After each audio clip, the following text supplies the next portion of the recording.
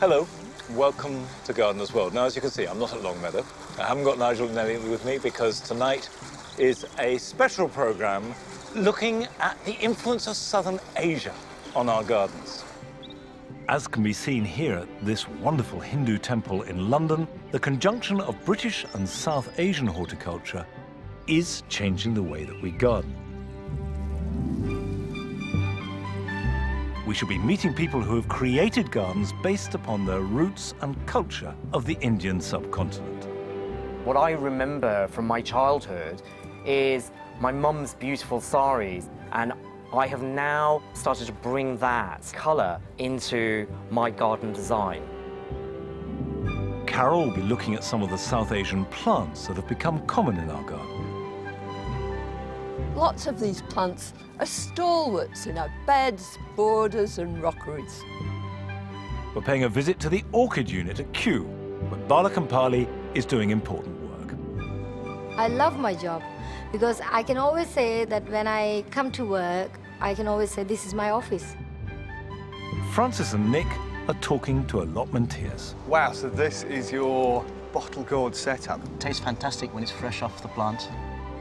But first I am here at BAPS Swaminarayan Mandir in Leaston.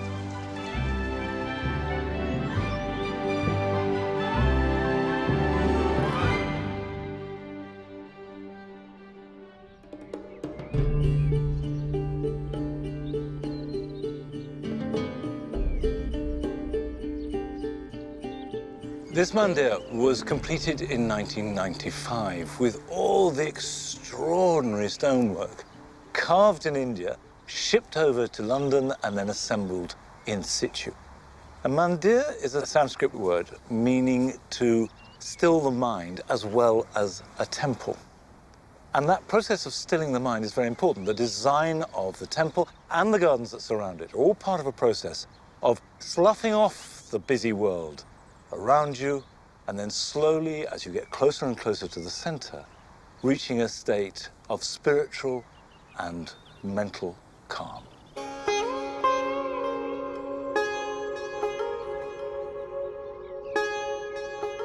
To find out more about the interplay between the building and the garden, I'm meeting a temple volunteer, Sunita Patel. Tell me how the garden relates to the mandir in its whole. The gardens are absolutely part of the experience. When you walk in the front gate, the first thing you see is the gardens.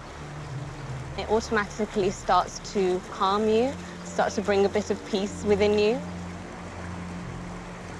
And then you walk up to the mandir and you're completely in awe of what you see. It's almost like you're being elevated to a higher kind of knowledge. So when you get to the top, you forget absolutely everything that you've done up to that point. You leave the world behind you and you enter something far greater than yourself.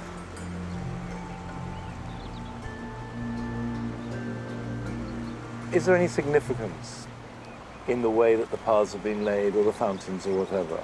So the formal gardens have 3 interconnecting walkways. One of the bigger shapes there represents the sun. The medium-sized one represents the earth, and the smaller one represents the moon. And they're there really to show us our connection with nature and also the universe around us. Nature is such an important part of Hinduism, and one of the great things about this garden is it's a perfect blend of East and West. It's classically Western in its parterre style, but it's also traditionally Indian as well in some of the designs that we have. You'll have noticed some Indian motifs in the garden. One of those is a lotus flower. The lotus flower is really important, isn't it? Tell me why. The lotus flower is such a beautiful flower because of what it represents. So the lotus sits on top of water, surrounded by impurities, and yet it remains completely untouched by them and completely pure. So we almost need to live like a lotus. We are surrounded in the outside world by so much materialism, bad influences, vices, which we can so easily get sucked into. But we need to strive to live apart from that and sit above the water like a lotus and remain untouched by it all. I like the idea of being a lotus flower. Yes, yeah. It's very beautiful.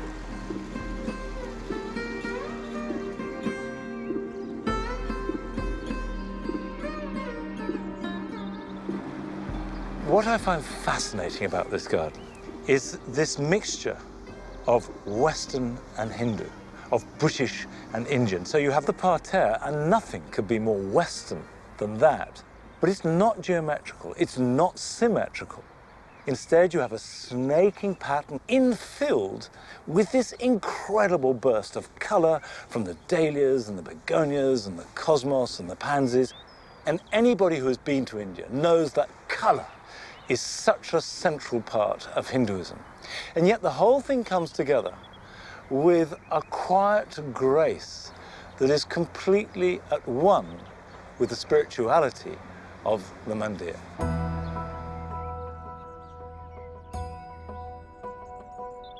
Later on, we'll be seeing how flowers are used in the rituals of the temple, and also seeing how the lotus, the symbol of the lotus, is actually a really important part of the structure of the building itself.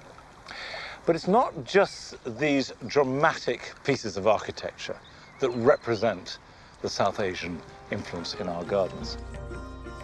Now we're going to hear from the first of three people who will be giving us a personal insight into what gardening means to them, starting with Sunil Patel.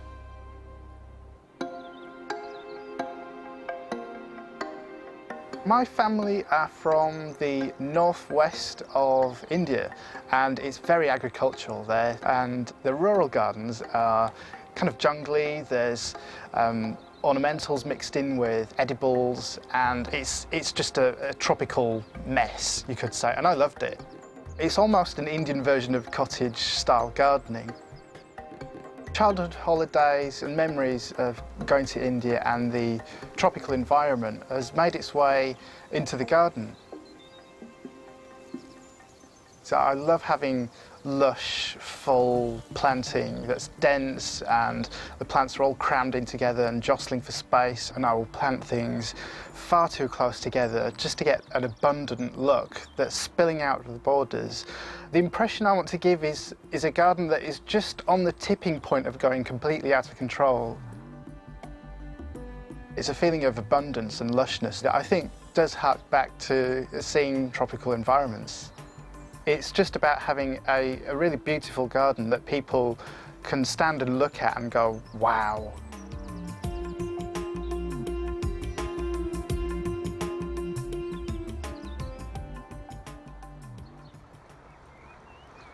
That sense of pride and joy in the plot or green space that a gardener creates isn't just limited to growing ornamental plants. On allotments all over the country, plants and crops have been introduced by growers from all over the Indian subcontinent. And Nick Bailey has been to Birmingham, to the Walsall Road allotments, which I remember visiting myself some years ago, to meet some of these growers. The allotment, it's the perfect escape from the hustle and bustle of city life. A patch of land where you can grow fruits and vegetables, meet local people, and bring a bit of countryside close to your front door. There are 104 plots here, with 11 of those belonging to people with South Asian origins. Jazz only came to allotment growing 2 years ago, but is proving to be a successful vegetable grower. I love cooking and working with food, and this is what inspired me to take on an allotment and grow my own food. Now, I understand your parents were born in Bangladesh. Are these the sort of things they would have been growing back at home? Absolutely. Most of the stuff I grow now, bottle gourds, lab beans, is what we've been brought up on, and obviously feed that to my children, which they'll carry on the culture as well. Wow, so this is your bottle gourd setup. Gardeners might not have come across this before, but actually it's related to squash and pumpkin and courgettes, isn't it? That's right, yeah, it's the same family, but we haven't heard of it because we're not used to it in our cuisine in England, but because I've been brought up with it, and it tastes fantastic when it's fresh off the plant. But I must tell you, I've tried to grow them in the past, and I have failed monumentally. You've clearly got it right. There's lots of fruit on here. Where did I go wrong? Well, this is how they grow them in Bangladesh. Okay. Instead of timber, they use bamboo. It's about 4.5 foot off the ground because the plant probably extends about 6 meters, and most of the fruit grow in the middle of that. And the gravity pulls them down and makes them fat. It's like putting water in a balloon where it hangs down, and that's the secret.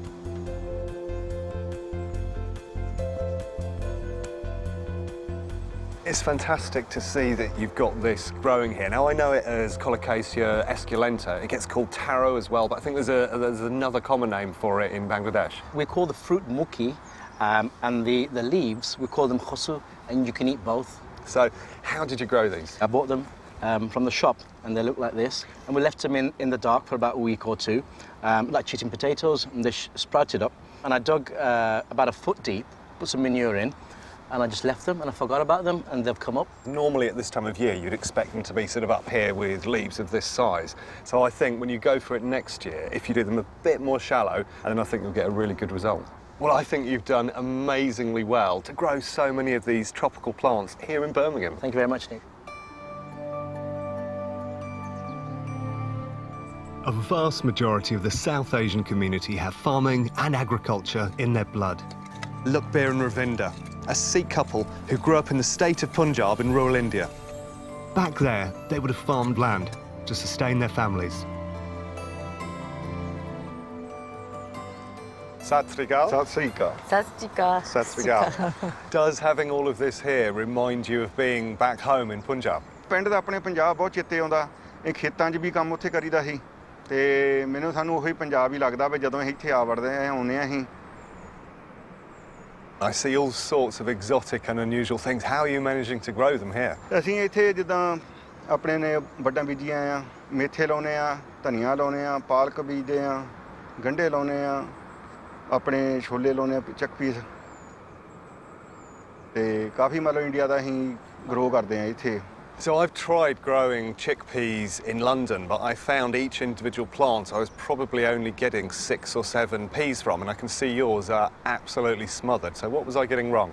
ਛੋਲੇ ਬੀਜਣੇ ਬਹੁਤ ਸੌਖੇ ਇਹਨੂੰ ਕੁਝ ਨਹੀਂ ਕਰਨਾ ਪੈਂਦਾ ਇੰਨੀ ਗੁਡਾਈ ਵੀ ਨਹੀਂ ਕਰਨੀ ਪੈਂਦੀ ਖਾਦ ਵੀ ਨਹੀਂ ਪਾਉਣੀ ਪੈਂਦੀ ਇੱਕ ਡਿਪੈਂਡ ਮੌਸਮ ਤੇ ਜ਼ਿਆਦਾ ਮੀਂਹ ਪੈਂਦਾ ਫੇਰ ਨਹੀਂ ਹੁੰਦੇ ਤੇ ਥੋੜਾ ਮੀਂਹ ਘੱਟ ਪੈਂਦਾ ਫਿਰ ਸੋਹਣੇ ਹੋ ਜਾਂਦੇ ਮਤਲਬ ਵਧੀਆ ਮਤਲਬ ਥੈਂ 'ਚ ਬੀਜਦੇ ਆ ਇਹ ਬੂਟੇ ਪਲਾਂਟ ਜਿਹਦੇ ਬਹੁਤ ਮੱਲ ਜਾਂਦੇ ਆ ਤੇ ਉਹਨਾਂ ਨੂੰ ਕੋਈ ਫਲ ਨਹੀਂ ਲੱਗਦਾ ਫਿਰ ਤੇ ਉਹਨਾਂ ਨੂੰ ਫਿਰ ਜਾਂ ਉੱਪਰੋਂ ਕੱਟ ਦਿੱਤਾ ਜਾਵੇ ਤੇ ਕੱਟ ਕੇ ਤਾਂ ਫਿਰ ਉਹ ਜ਼ਿਆਦਾ ਫੈਲਦੇ ਆ Are these vegetables a big part of your lifestyle and faith? ਉਦਾਂ ਤਾਂ ਅਸੀਂ ਆਪਣੇ ਸ਼ੌਂਕ ਲਈ ਵੀ ਪਹਿਲਾਂ ਸ਼ੁਰੂ ਕੀਤਾ ਸੀ ਨਾ ਅਸੀਂ ਕਿਹਾ ਸੀ ਅਸੀਂ ਗੁਰਦੁਆਰੇ ਲਈ ਕੱਦੂ ਬੀਜਣੇ ਆ ਪਹਿਲਾਂ ਅਸੀਂ ਐਸ ਅਲੋਟਮੈਂਟ 'ਚ ਬੀਜੇ ਸੀਗੇ ਬਹੁਤ ਲੱਗੇ ਸੀਗੇ ਸਾਜੋ ਡੋ ਬੈਲਡਰ ਕੰਮ ਕਰਦੇ ਸੀ ਉਹਨਾਂ ਦੀ ਬੈਨ ਭਰ ਕੇ ਕੱਦੂਆਂ ਦੀ ਤੋੜੀ ਸੀ ਅਸੀਂ ਤੇ ਜਿਹੜੇ ਵੱਡੇ ਹੁੰਦੇ ਉਹ ਤਾਂ ਚਾਦਰ 'ਚ ਪਾ ਕੇ ਕੱਢਦੇ ਆ ਛੋਟੇ ਹੱਥ ਚੁੱਕ ਨਹੀਂ ਹੁੰਦੇ ਇੰਨੇ ਵੱਡੇ ਹੁੰਦੇ ਕਈ ਵਾਰ ਤਾਂ How many times a week do you come and work on the allotment, and what's it brought to your lifestyle? ਮੈਂ ਤਾਂ ਐਵਰੀਡੇ ਆਉਣਾ ਕੰਮ ਤੋਂ ਆ ਕੇ ਮੈਂ 5-7 ਮਿੰਟ ਘਰ ਬਹਿਣਾ ਫਿਰ ਮੈਂ ਇੱਥੇ ਅਲੋਟਮੈਂਟ ਨੂੰ ਆ ਜਾਂਦਾ ਤੇ ਆਪਣੀ ਇੰਜੋਏ ਕਰਦਾ ਜਿਹੜਾ ਮੇਰਾ ਕੰਮ ਥੋੜਾ ਵਾਲਾ ਕਰਨ ਵਾਲਾ ਹੁੰਦਾ ਗੁੱਡਣੇ ਵਾਲਾ ਗੁੱਡਦਾ ਪਾਣੀ ਦੇਣੇ ਵਾਲਾ ਹੁੰਦਾ ਪਾਣੀ ਦਿੰਦਾ ਮੈਂ ਵੀ ਤੇ ਖੁਸ਼ ਰਹਿਣਾ ਮੈਂ ਜਿਉਂ ਫਸਲ ਵੱਡੀ ਹੁੰਦੀ ਆ ਉਹਨੂੰ ਦੇਖ ਕੇ ਆਪਣਾ ਵੀ ਮਨ ਖੁਸ਼ ਹੁੰਦਾ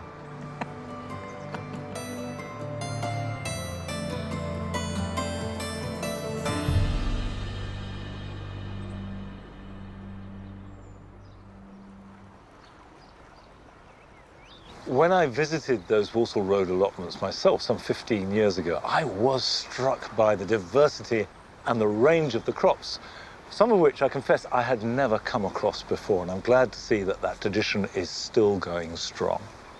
But it's not just edible plants that enrich our gardens. There are new gardens being made now by those with culture and their roots based in the Indian subcontinent. And Joe went along to meet Hasruti Patel, who has made just such a garden.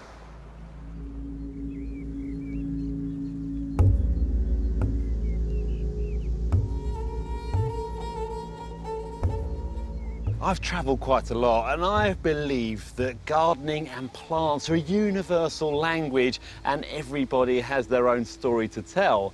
Now, I'm in a suburban garden in Middlesex to visit a garden maker who's taken her inspiration from India.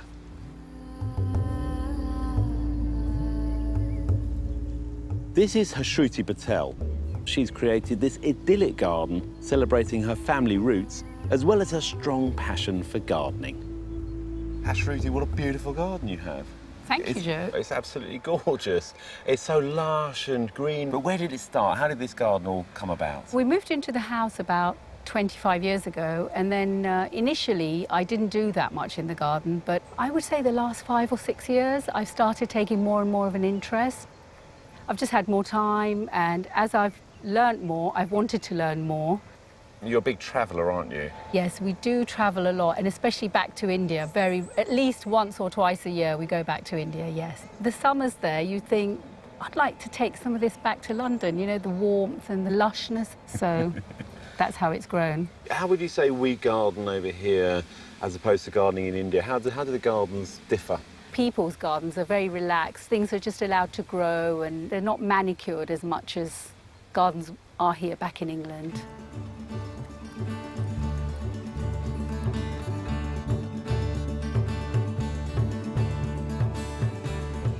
We have our rhododendrons here, which, if you've been to India, you see them around Shimla and Darjeeling. And because it's on a slope, we've done our rolling hills of Shimla here. They're incredibly healthy, aren't they? Is this acidic soil you've got here, then? No, lots of ericaceous, leaving the leaves from the beech hedge and letting them rot down. Yeah, the leaf mould Yeah, adds to the that's right. acidity. Yeah. And do you have to, I mean, it's been so dry this year. Have you watered these at all, or have they just got their roots nice and deeply down? We're making sure that they're well watered, because in India, this is the monsoon season, July, August, and that's when they set their buds down. And if they go dry, these buds will drop off, and I won't have any colour next year. Yeah, well, if you're doing it right. It looks great. I bet in spring it's an absolute joy. It is beautiful, yeah.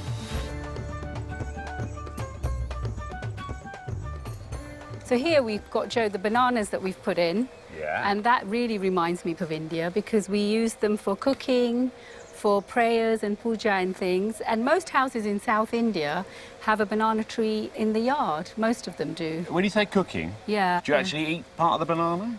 No, you don't eat the banana, but you use the leaf as almost like a foil. So for steaming vegetables and things, you make a pocket out of it, and you can use it for that. I'm going to show off now, Yeah. because I've got one of these in my garden. Have you? But I've released it out of the pot, Yes. so it's in the ground, Yes. and they get enormous. And the leaves are twice as big as your leaves. And I've actually had fruit on it. I've had bananas on it. you? Yeah, tiny little bananas. They're not edible, they're full of seeds. But, you know, you could, because you've got a couple of them, Yeah. you could think about releasing one out into the garden. Well, there is a long-term plan of doing that, of putting them into the ground, yeah. And they're just fabulous architectural plants, aren't they? Exactly. Tropical and lush and green, yeah. Hashruti has also spent a fair amount of time and effort on her front garden. We used to have a very big hedge here, a laurel hedge that had to come out. And then after that, we decided that we're just going to be a little bit relaxed with this bed. So as you can see, it's a little bit like India, a bit chaotic, but colourful. Slightly riotous, are we allowed to say that? Yeah, definitely. Yeah. Why not, you know? No rules in this bed. We put in what we want to, and it works. And so, yeah, so the sweet peas just billowing over, you know, Yeah. the front of the fence. The sweet peas remind me of the bougainvilleas out in India. Yeah. We can't grow them very well. No. So this just gives me a taste of that kind of colour and the look as well. Oh, so you've interpreted the spirit. That's right. And then just make it work for the site that you have. Yeah. So quite a few of these plants just self-seed around. You let them do their own thing. Yeah, definitely. It's nice to let the garden find its own balance.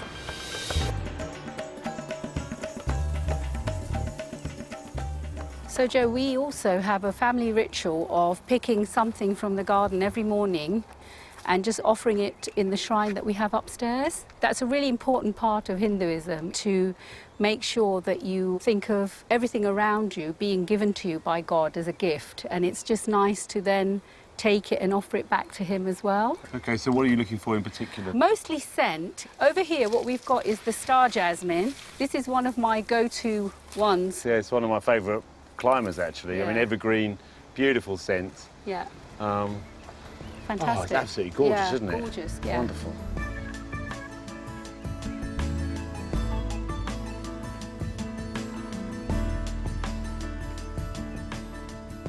So, Shruti, what would you say your garden means to you? I just feel so privileged to live in a space like this, and the fact that I can open my back door and this is where I am. Everything's growing, so it's all stimulated and growing, but it has the effect of really calming a person down.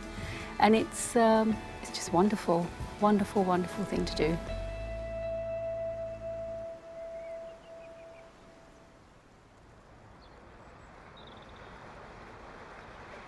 We are used to gardens drawing their inspiration from nature, and I have to say I love the idea of taking the essence of Shimla and bringing it to a British back garden.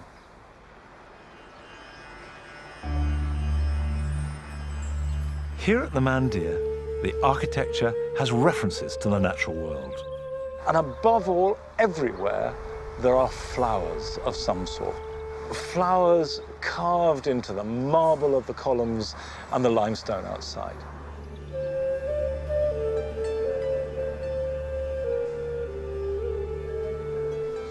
High above the center of the temple is this great dome, and it's topped by the representation of a lotus flower, and it is in two separate pieces of stone.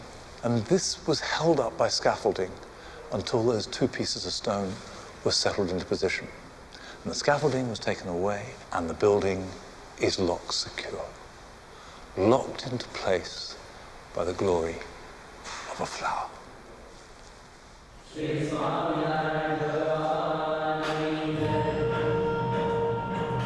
Flowers are not only depicted in the architectural fabric of the Mandir, they're also offered as devotion in daily rituals and used to adorn the murtis or deities.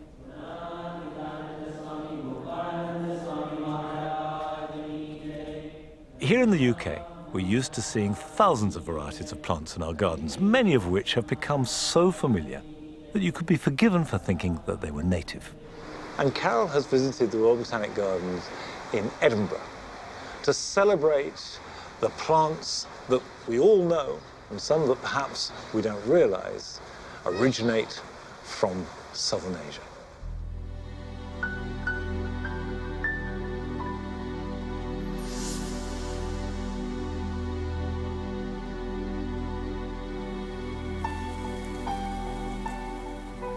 It's easy to assume when you walk around your garden that somehow the plants in it have always been there.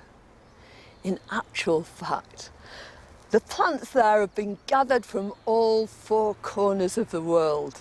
Our gardens are a melting pot of floral immigration, and that's what gives them their excitement, their marvellous colours. And some of the most exciting plants of all come from the Indian subcontinent.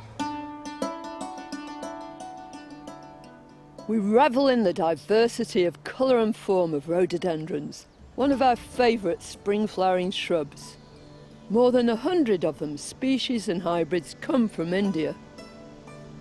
In late spring, Clematis montana, whose ancestors originate in the northern regions of the subcontinent, clothe our walls and fences, decked in their pink and white flowers. Later, the bewitching blooms of Meconopsis, the Himalayan blue poppy, are always a talking point.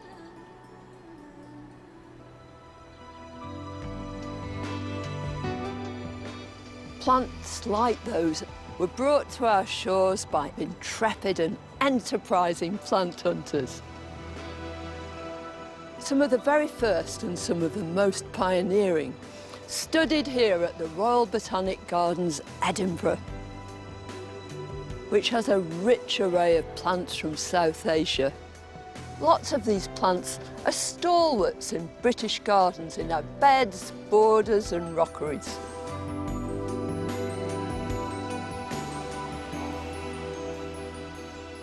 Bachelor utilis occurs all across the Himalayas, including in Nepal.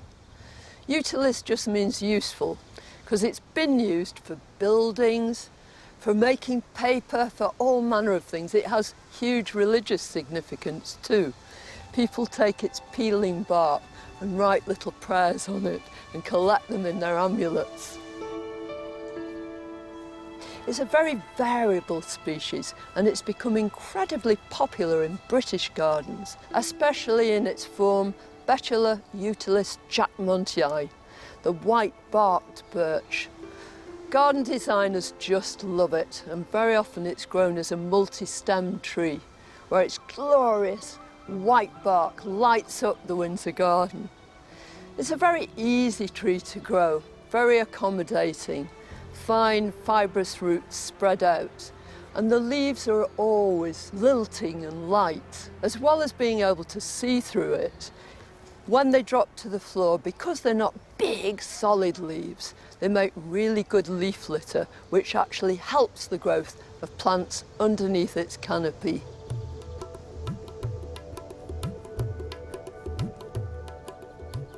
You probably recognise this plant. We've seen a lot of it in recent years. It's hugely useful in naturalistic plantings where you want everything to meld and flow together.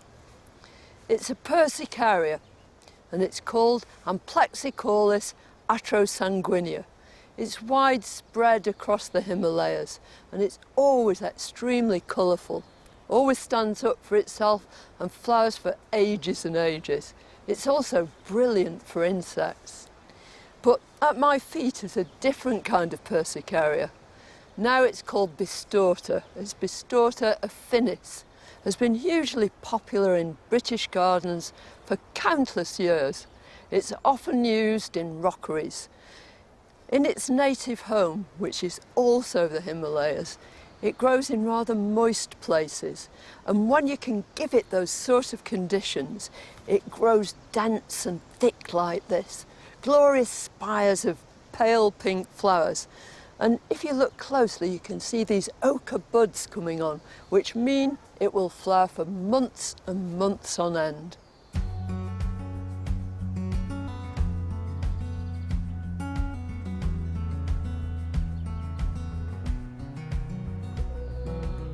Another plant from South Asia, again widely spread across the Himalayas, is this lovely begonia.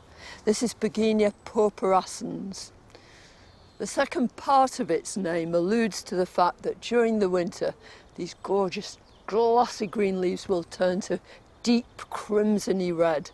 Nothing at all phases this plant. It copes with everything and repays you with this show of evergreen leaves, glossy and green in the summer, spring pink flowers too, but in the autumn and the winter in its real glory with this rich red foliage.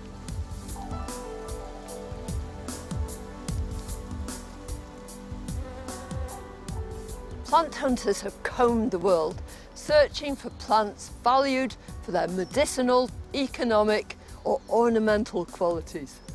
Of course, as far as those gardeners are concerned, it's the last category that's most important. By exploring areas of rich biodiversity, plant hunters have and continue to reward us with splendid plants for our gardens.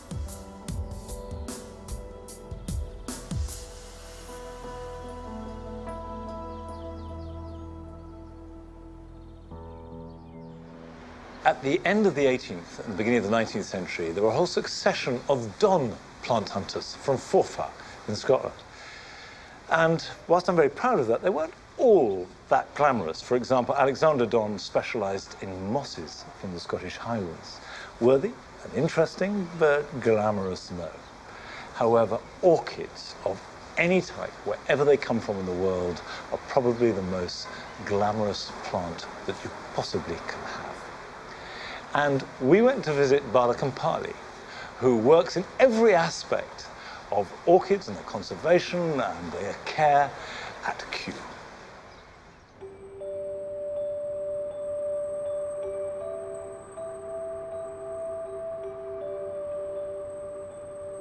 I'm a botanical horticulturist working for the last 13 years. My role involves looking after one of the largest collections in the tropical nursery, which is orchid collections in the orchid unit. Orchids belong to one of the largest flowering plant families in the world. with over 25,000 species and still growing. When I was a child, I used to hear about my grandfather's interest in growing plants. He always used to collect seeds from various parts of India and then grow them, and he used to label them very meticulously and look after them.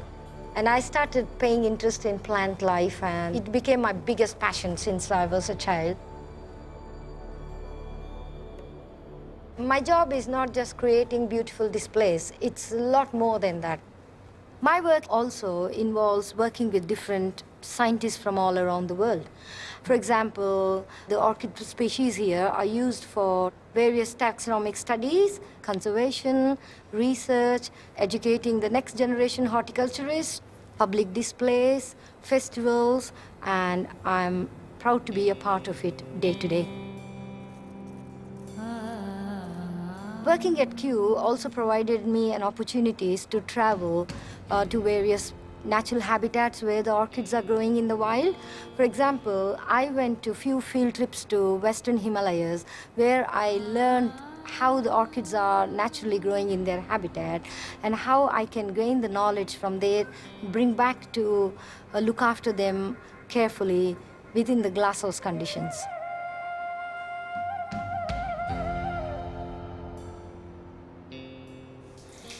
Here in Princess of Wales Conservatory, this exhibit reminds me of my home because it shows how orchids naturally grow on their host trees in the wild.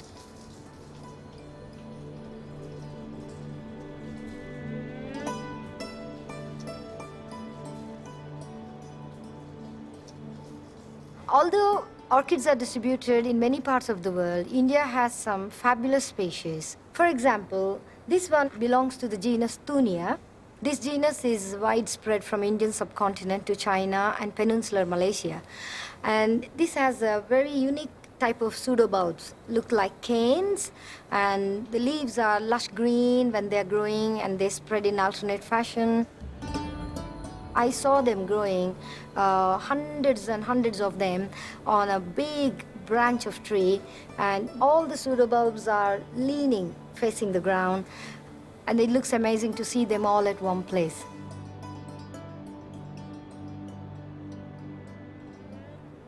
Many of us know what these are. These are the orchids which are commonly seen in the supermarkets, garden centers. We buy them to decorate our windowsills. What many of us don't know is these come from a very humble little plant which is called Phalaenopsis pulcherrima. Phalaenopsis pulcherrima is a particular species which is seen in northeast India in the state Assam, and they spread up to Hainan in China. And those tiny little beauties are bred over and over and over until they get the desired size and shape and the longevity of the flowers to produce beauties like these hybrid Phalaenopsis or moth orchid.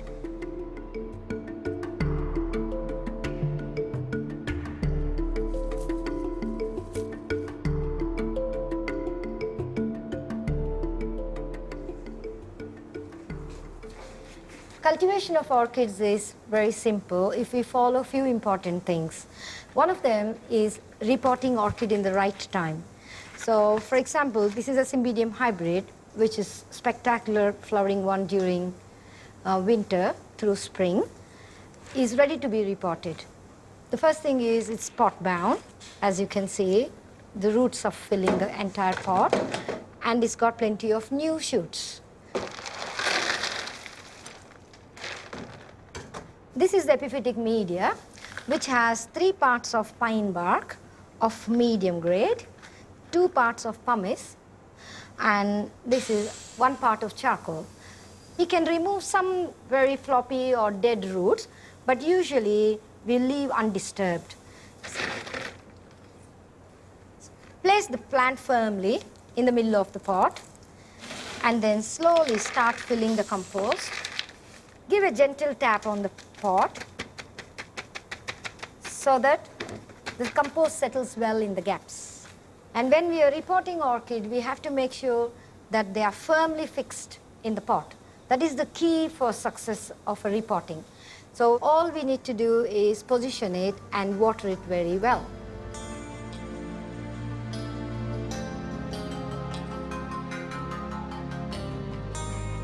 I love my job because I can always say that when I come to work, I can always say this is my office.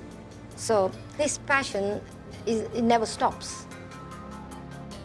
My aspirations are to expand the living orchid collections, and in that course I will learn more about these critically endangered or very important orchid collections.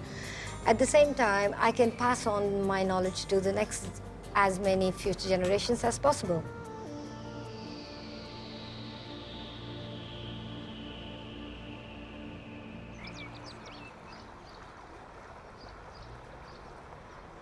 I love the way that you can go to a botanic garden, sometimes quite near your home, and immerse yourself in another growing culture.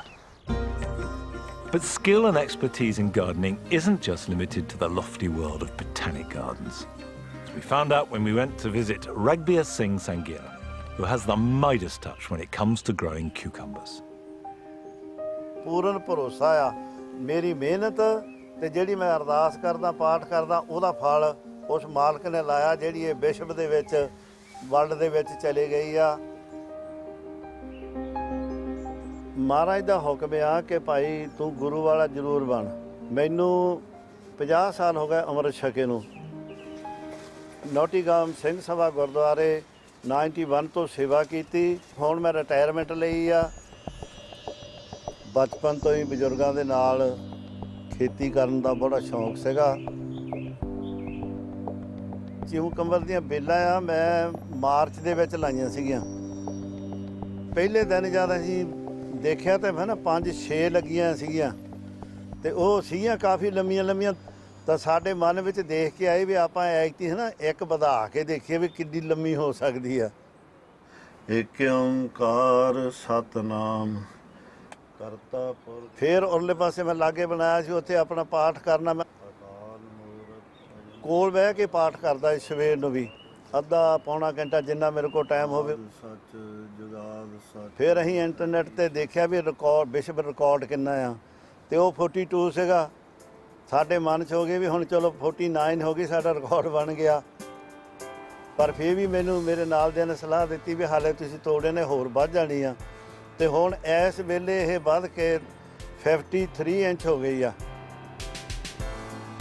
ਜਦੋਂ ਮੈਂ ਹਨਾ ਫਸਲ ਵੱਲ ਦੇਖਦਾ ਸਵੇਰ ਨੂੰ ਆ ਕੇ ਤੇ ਮਨ ਹਨਾ ਇੰਨਾ ਖੁਸ਼ ਹੁੰਦਾ ਉਹਨਾਂ ਖੁਰਾਕ ਨਾਲ ਨਹੀਂ ਮੈਨੂੰ ਮੇਰੀ ਸਿਹਤ ਨੂੰ ਇੰਨਾ ਫੈਲਦਾ ਹੈ ਜਿੰਨਾ ਇਹਨਾਂ ਨਾਲ ਦੇਖ ਕੇ ਮੇਰਾ ਮਨ ਖੁਸ਼ ਹੋ ਕੇ ਨਾ ਤਾਂ ਮੈਨੂੰ ਸਕੂਨ ਮਿਲਦਾ Still to come, we've got more stories from passionate gardeners. Arik goes to visit contemporary Islamic gardens at the Aga Khan Centre in London. The secret that really works in this garden is how it's drawn in the expansive sky. Now that is very clever. And Francis meets a group of women who enjoy the health and social benefits of gardening. You can also use them in salads. But first we go to Devon to meet Paul Naveen, who runs a nursery with his partner. Now, they have a wide range of herbaceous perennials, but they specialise in rare and unusual woodland plants.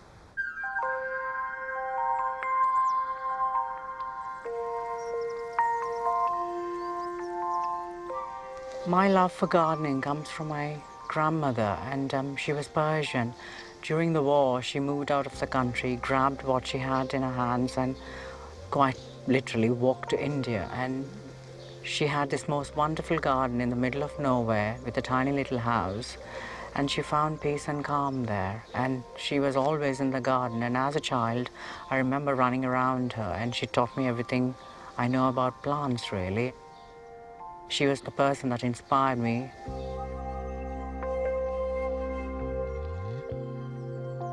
We mainly specialize in plants for shade, mostly woodlanders, plants that come mainly from mountains of Japan or China or America. Most of the year we have no sunshine here, so we had to grow something that really would work well.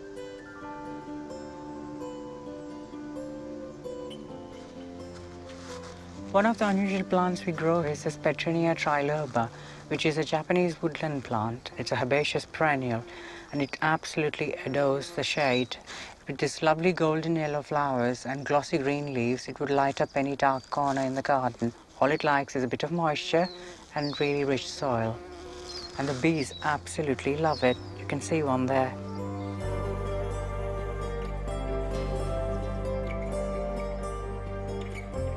Another very exciting and exquisite woodlander is this one with very beautiful lavender blue flowers.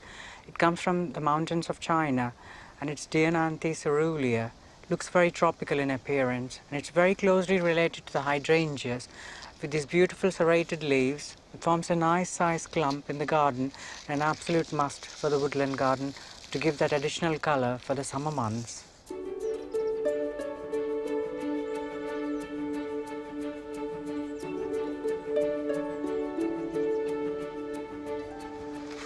This one is one of my favorites. It's from China, and it's called Chloranthus fortunei.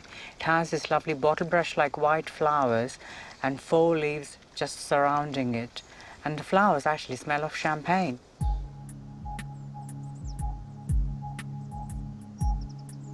As a nursery, we want to encourage people to grow something different, and we want to encourage the younger generation to come forward and try and grow things that are just out of the ordinary.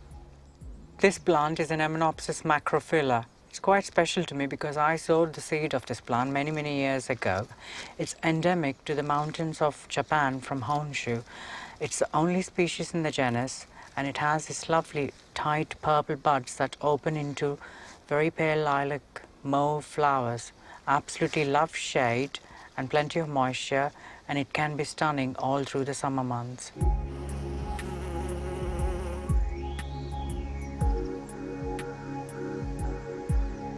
We grow what we really love, and they're rare and unusual, and we like to keep it that way, and we like to grow everything using the traditional methods. 75% of the plants we grow are grown either from seed or by division. This one is Anemone obtusiloba Big Blue, and I sowed this seed last November, and I've been waiting patiently since it's germinated in the spring to prick them out and pot them up. So we're going to pot this up in this mixture of soil here, which is mainly composed of bark and grit for the drainage as well as holding moisture to replicate a woodland soil. So we gently tease them apart. Gently tease each one out of here, making sure the roots are still intact. And if you notice here carefully, those two there are the original leaves that it's germinated with, and those two are its true leaves, and those are the leaves that the anemone is going to have for its lifetime. So once they come, then it's ready to be potted. This should root through by early spring, and it'll be potted up again into a slightly bigger pot. It should flower by June, and it should be a big enough plant to go in the garden. And we'll put a little bit of gravel on top to protect it from slugs and snails, and we'll give it a good water.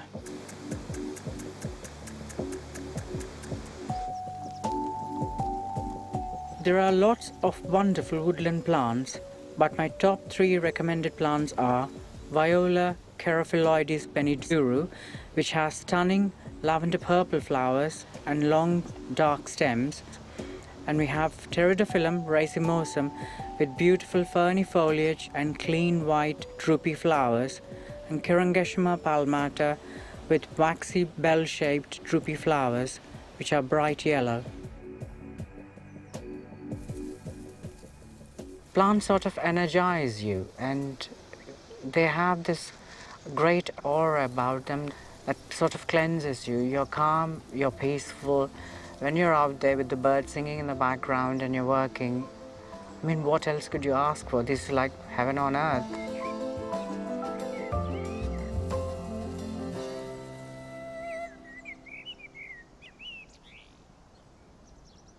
Nothing beats the experience of actually gardening. And apart from anything else, it is good for every part of mind and body. To that end, a group of women in Bradford have got together to promote the well-being that comes as a result of gardening. And Frances Tophill went to visit them to see how the project was getting along. An allotment is not just a place for growing your own produce. For many people, it's so much more. For the group of women I'm about to meet, this place is a haven. A place to socialise, unwind, and enjoy the great outdoors. Yasmin joined in 2013 and now helps to run this independent group. So Yasmin, what first attracted you to this project? I really like feeling the earth and being close to nature. Yeah. And I like the birds. I get quite a lot of benefit out of it. It's really good for exercise, obviously. Plus, I find it really, really relaxing to be around other ladies and getting their ideas, and you're getting your own fruit and vegetable, which is healthy, which is more organic, and it's a lot tastier than buying at the supermarket. I love it, absolutely, really, really love it. Well, I would love to see more of the space. Could you show me around? Yeah, of course, yeah. The ladies pride themselves on growing staple veg, like spinach, courgettes and potatoes. And Yasmin has a clever and interesting way to use an old salad favourite. So what's this? These are radishes. We've been picking the radishes and eating them, but then we've let these grow so they can go into seeds. And we pick them at this stage, and then we make a curry. Really? Yeah. We call them mungre, and you make a potato and pod curry, which is called aloo and mungra curry. Okay, so aloo is potato. Yeah. And these mungra are called mungra. is Yeah. radish Radish pods. Yeah. That's amazing. Yeah. What does it taste like? It's like a radish, but it hasn't got the heat as a radish. You can also use them in salads and I eat them like that. a lot. Yeah, yeah. It's really delicate flavour, It is, isn't it? It's like a cross yeah. between a pea and a radish. Yeah, yeah. I'm going to do that. That's delicious. Yeah, it is. But it's not all about veg. On another part of the allotment, the ladies are growing something completely different. This is a dye plant. These are the flowers, and then obviously it goes into seeds, and seeds is what you use to make the dye. And Yes. It's a purple, bluey dye. So why did you decide to grow this? Because everything else here is kind of edible, isn't it? Whereas you can't eat this. No. Some of the ladies just wanted to experiment, and about 2 years back we made a shopping bag, and we dyed it, and it came out really nice. Do you all meet each other in the supermarket and go, oh, look, where's your bag? Not at the moment, but we probably will in the future, yes.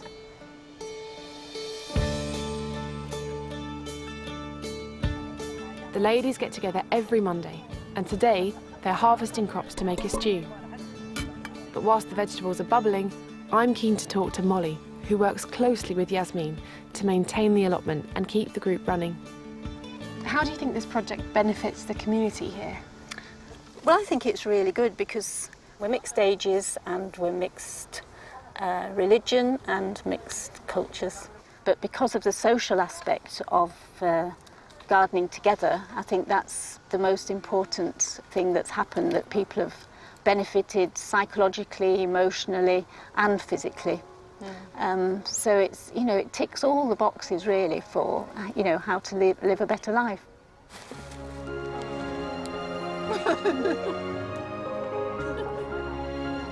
The salad's prepped, the stew looks delicious, and the ladies have even brought in some home-cooked pakoras. Time to tuck in. Thank you all for preparing this. It's a real treat. This allotment is as much about growing fruit and veg as it is for these women to come here and have a place where they can meet members of their community and share their experiences.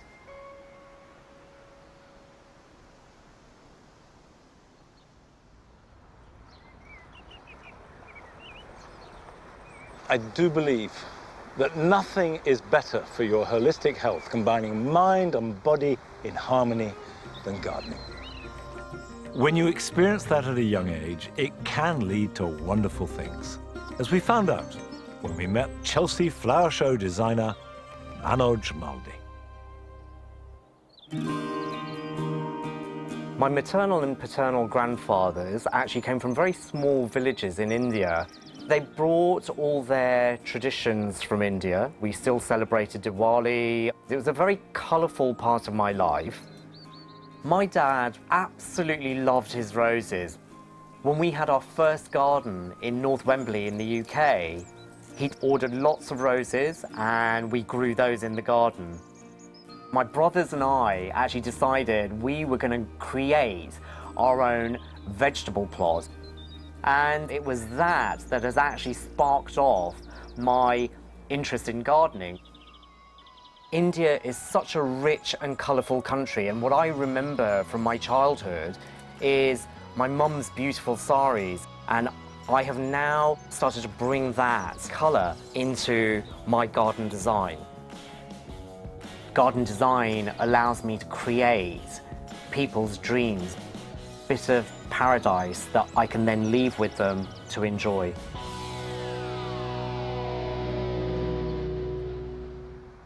Now, last year I spent a lot of time visiting paradise or Islamic gardens all over the world. But there was one much closer to home that I wanted to see, but which wasn't ready. In fact, it was more than one, it was a whole series of gardens, which are now completed, and Arit has been along to see them in all their glory.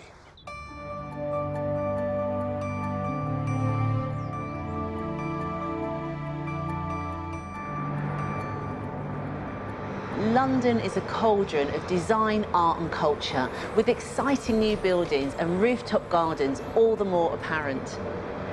But its latest edition of architectural garden spaces encapsulates and blends historic qualities and modern-day notions in this vibrant metropolis. The Aga Khan Centre in King's Cross contains 6 Islamic gardens which take inspiration from across the ancient Islamic world, stretching from southern Europe all the way into the Asian subcontinent. The centre has created these idyllic spaces with the help of award-winning designers, so students, office workers and members of the public can take in their contemporary serenity. Historian Dr. Mehreen Chida Razvi specialises in South Asian and Mughal art at SOAS, University of London, and has joined me to discuss the historical and cultural significance of these gardens. What are the typical traits of an Islamic garden? If I have to break it down to a very general description, I would say that these are typically walled-in spaces. They're going to have an element of running water in them that will divide the space up into sections. You'll have some lovely green and floral planting. They're very aesthetic, but they're very sensory as well. Is there symbolism in water in an Islamic garden? In the Quran, paradise is a garden. And the description that we're given of paradise is that it is a garden and there are 4 flowing rivers in it. And one is of water, one of wine, of honey, and milk. And so the idea of having running water in these spaces, we can sometimes make a paradisical connotation with that. What type of planting is typically found in an Islamic garden?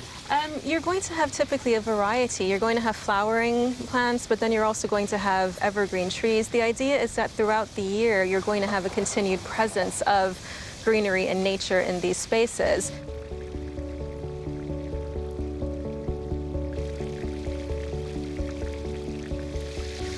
So this one's the Garden of Life, but it's a Mughal garden. So the Mughals were an Islamic dynasty who ruled over South Asia from 1526 to 1858. And they were existing at a time as part of a wider Persian cultural sphere. And when we look at this particular space, to me it just screams that this is based on Mughal gardens. The chador, which is the name for this particular type of waterfall in the fountain, you can see that it's made of marble, it's got this elaborate fish scale pattern behind, and so when the water is falling down, the sound is being enhanced by it falling down those fish scales. This feature, the chador, you don't find in other Islamic gardens, so it's very much a Mughal feature. Then you have the fact that this is a symmetrical space, and symmetry was an incredibly important aspect of Mughal architecture in general. I'm looking at the planting. I really like the way these beds look. The yews, they're shaped like the cypress tree, which is indigenous to the region and which we would have found in many of the Mughal gardens in South Asia at the time. And we know that from contemporary paintings and written references. But more than that, the fact that these beds are full of a combination of different plantings, which is not very structured, but which is still very aesthetically pleasing, was what originally Mughal gardens would have looked like. Today, when we go to South Asia and we see them, the aesthetic is completely different, because in the British period, they basically turned them into these formal gardens that were very much appreciated in Europe at the time. So I think it's really wonderful that in this particular space, it's organized, but it's a bit haphazard as well, which would have been very much in a proper Mughal mode. The gardens in this complex each have their own identity, and it's clear to see why His Highness, the Aga Khan, has commissioned them. They showcase the remarkable design that Islam brought to the world. This is the Garden of Light. You cannot help but be impressed by these 4-metre-high screens that have taken their cut work from Jali and Mashrabiyya work that you would see across India and the Middle East. And what I love are these hand-carved inscriptions that have been taken from the Quran or from well-known poets. They're absolutely beautiful. The central focal piece is this water feature, an 8-pointed star. It's just giving enough sound to distract you from the outside. The symmetry is so evident in this garden, whether it's the walls, looking at the rills of the floor, and certainly being flanked by these beautiful magnolia trees. But the secret that really works in this garden is how it's drawn in the expanse of sky. Now that is very clever.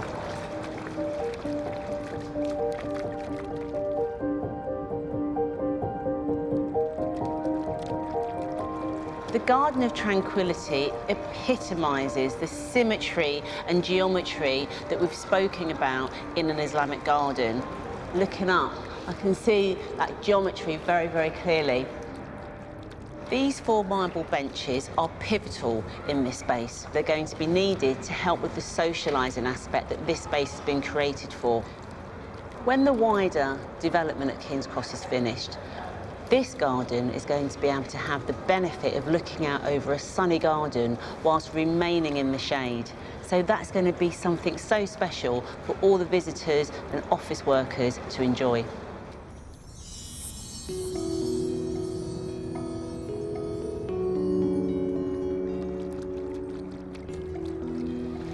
To be in a garden is always so visually stimulating, but it's the experience that we all really love. And I feel very privileged to be here at the golden hour in these gardens, something that I won't forget.